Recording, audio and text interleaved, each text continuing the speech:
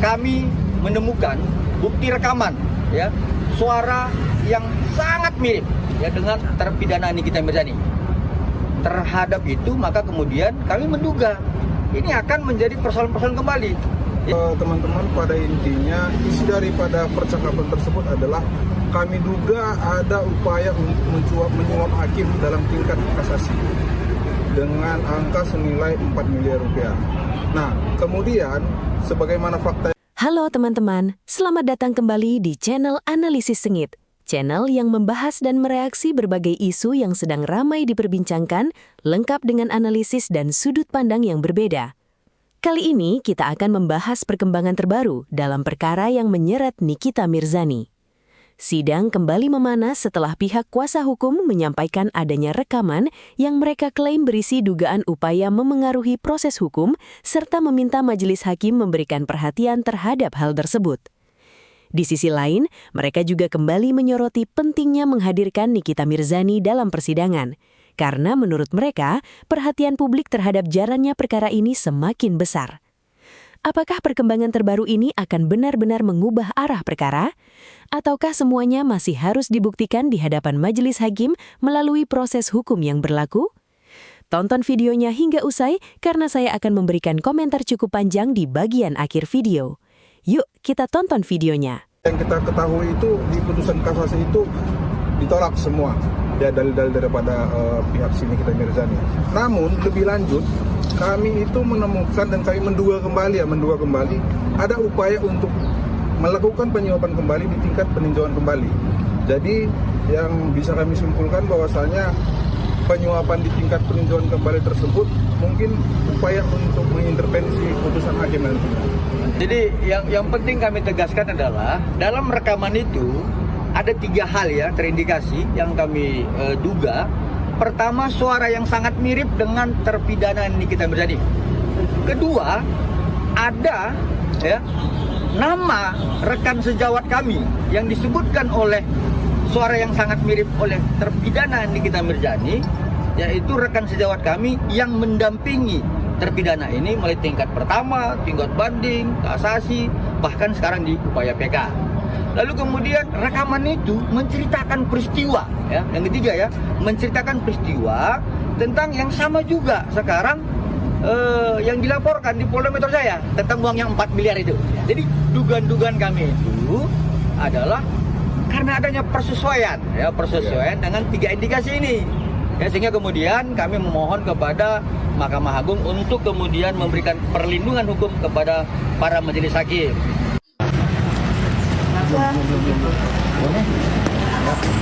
Nggak datang.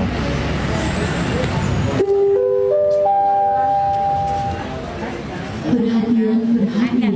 Panggilan sidang untuk perkara pidana nomor 99/2026 PNJKT-Sel.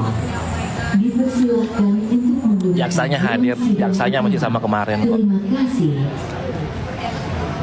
Ya, jadi persidangan tadi kami menyampaikan kepada hakim dan juga kami menyampaikan permohonan surat untuk mengajukan dalam surat tersebut. Prinsipnya begini, kami menyampaikan bahwa pasca persidangan minggu kemarin yang disampaikan oleh hakim bahwa ketidakhadiran Nikita Mirzani dalam persidangan KPK ini dan menjadi sebuah keputusan. Nah, kami memahami hal tersebut dengan bukan tapi setelah kemarin itu banyak respon-respon dari masyarakat yang bersifat negatif ya, terhadap proses peradilan ini.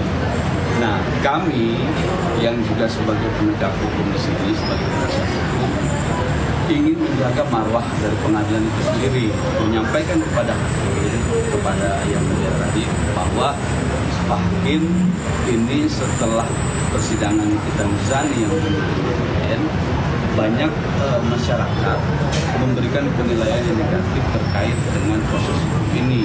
Masyarakat menilai penetapan dari hakim yang tidak melakukan atau tidak memberikan kita persidangan ini adalah untuk dari proses hukum yang tidak transparan. Satu. Lalu kemudian masyarakat menilai dalam berbagai media sosial ya, bahwa kalau Nikita Mirzani tidak dihadirkan, maka ada kemungkinan jadi sebuah ketidakadilan dalam proses penegakan hukum yang dialami oleh Nikita Mirzani. Oleh karenanya kami menyampaikan kepada hakim yang mulia bahwa inilah yang saat ini terjadi adalah stigma-stigma buruk di masyarakat itu lagi menyoroti pengadilan, khususnya hakim.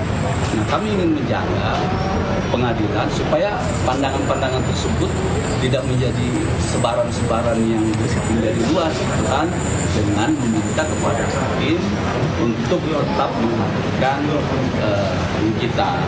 Nah, hakim menyampaikan kepada kami bahwa nanti akan kami pertimbangkan lagi ya terkait dengan itu, dan hakim menyampaikan apresiasi kepada kami yang sudah ikut juga menjaga wibawa dan marwah dari pengadilan ini sendiri. Nah, oleh karenanya hakim berpendapat tadi kami akan pertimbangkan di persidangan berikutnya. Tanggal berapa? Di minggu depan tanggal 8.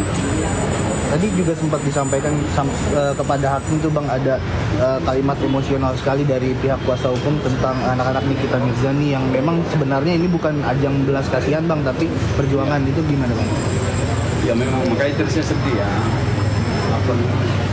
Kami ya, saya itu menilai Nikita Mirzani ini bangsa atau didukung dengan skenario hukum yang cacat. Ya, tadi saya bilang di awal pembukaan, tadi saya bilang alasan kami masih berdiri di sini mencari keadilan karena Antrian dengan nomor 25. Silakan menuju waktu 4. harus kehilangan sosok ibu sekaligus ayah sekaligus sebagai tulang punggung. Yang mana kita tahu Nikita Mirzani adalah seorang single mom yang tidak mempunyai yang saat ini berjuang ya sendiri mencari keadilan untuk anaknya. Itulah tadi mengapa saya sedikit terharu ya, karena memang itu yang kami lihat. Menilai dari putusan-putusan yang kami sampaikan semua dalam karena dibatasi dengan waktu ya oleh majelis juga tadi. Jadi kami menyampaikan poin-poin pentingnya saja gitu.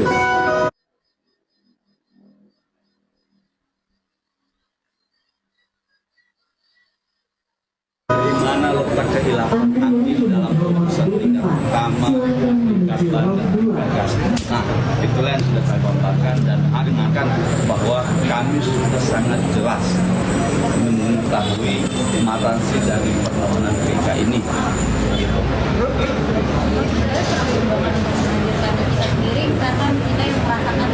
Iya, kalau kita berbicara secara filosofis juridis, ya, maka coba kita kembali ke putusan Mahkamah Konstitusi pada tahun 2013.